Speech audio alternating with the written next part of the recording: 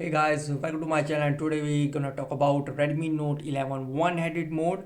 So for this, first open an application. Okay, now swipe left or right from home button. You can see just swipe left or right.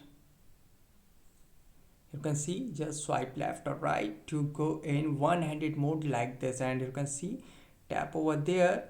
So you can see the one-handed mode here, sizes 4.5 inches, 4 inches and 3.5 inches. Okay, so you can see you can also change the side,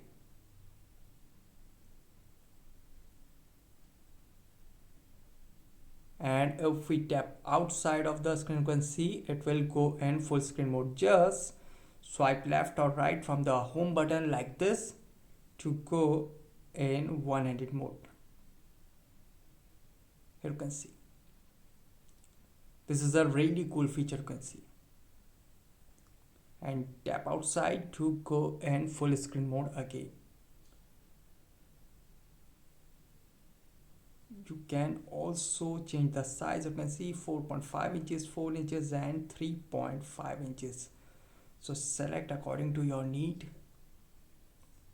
So guys, you can see this is a really good feature available in this smartphone.